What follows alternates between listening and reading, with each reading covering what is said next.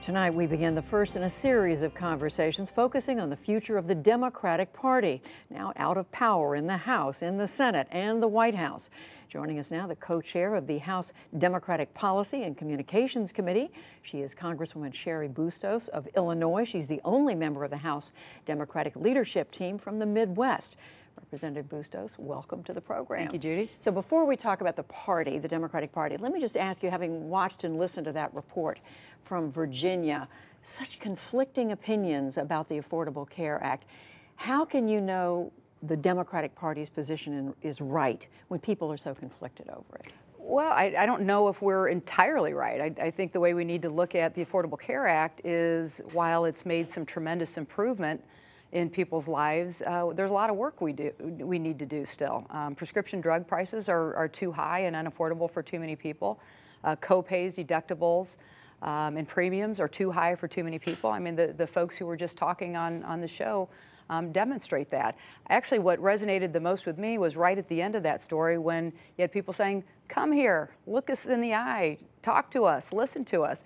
And that is everything to do with what we need to do as Democrats going forward. If we ever want to win back the majority in 2018, that's exactly what we need to do. Well, let's talk about that. You represent your district, 17th District of Illinois, northwestern part of the state. You won by, what, 20 points last fall, re-election. Donald Trump also won by, what, just a fraction of a point, but he won. What was it in his message that appealed to your voters? We have communities all over the central and northwestern Illinois, the area that I represent, that have lost their jobs to outsourcing. Ag and manufacturing are the two economic drivers in my congressional district. And so when you have people who lost their jobs, one example is the Maytag plant in Galesburg, Illinois. It was 13 years ago this September when Maytag sent every last one of their jobs over to Mexico. And yet, all these years later, the people who had those jobs still haven't recovered their wages to the same level they did before. I've talked with people who then took another job who then ended up being outsourced and now are working, for instance, as a clerk in a grocery store, making half what they did a dozen years ago.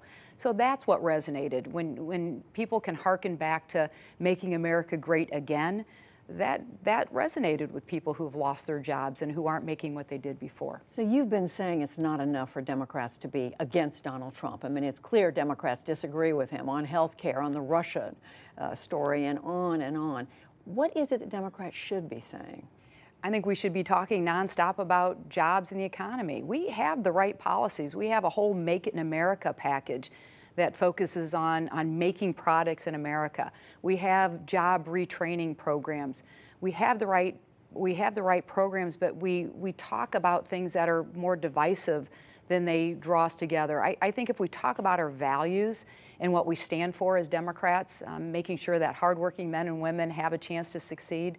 When I go home and I listen to people, that's what they want us to focus on, not things that divide people. Is there a single message? Is it a combination of messages, a vision that the Democratic Party has that's not being spoken? Well, what we're doing, kind of a behind-the-scenes look at it, we are working with the Senate, the House. We're also making sure that the Democratic Congressional Campaign Committee is informed about what we're doing, the Democratic Senatorial Campaign Committee.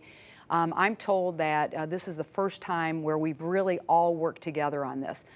In my role in policy and communications, we have met with more than 150 of our Democratic colleagues. We've met with all the major caucuses, from the Congressional Black Caucus, the Progressives, the Blue Dogs, the New Dems.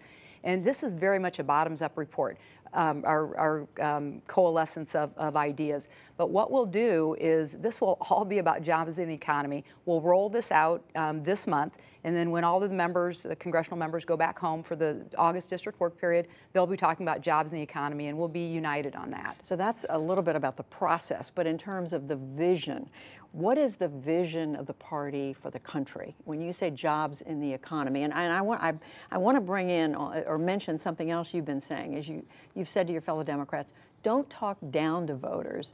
Make sure they know you respect them. What is the message there? Well, the message is that we may be members of Congress. It just means that we have a different job. We're no better nor worse than anybody else. It's just a different job. I'm blessed by the fact that I was a newspaper reporter, and I've been in you know, the homes in some of the worst neighborhoods, the toughest neighborhoods of my region, to you know, the country club lot in life. And so I'm comfortable talking to any of those people.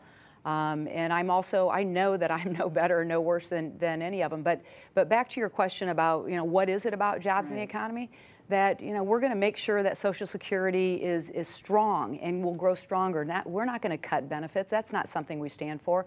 That I gave my mom a call today, and she said, what are they doing to my health care? She's 84 years old. We want to make sure that Medicare is strong and that is not facing financial difficulty.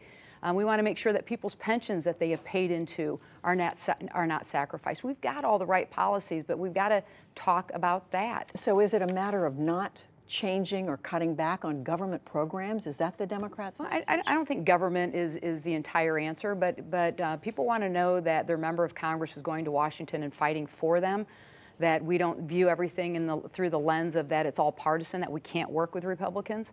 I know the people of my congressional district send me to Washington and expect me to get a job done. They want me to work hard because I make a pretty good wage, especially in comparison to a lot of families.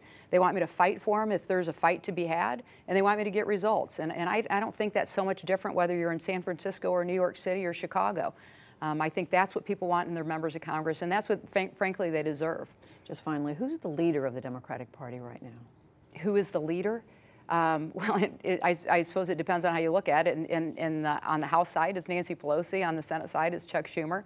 At the D-Trip, at the DCCC, it's Ben Ray Lujan. Congressional Committee. Yeah, the Democratic Congressional Campaign Committee, and then it's Tom Perez at the Democratic National Committee. So it's a group of people.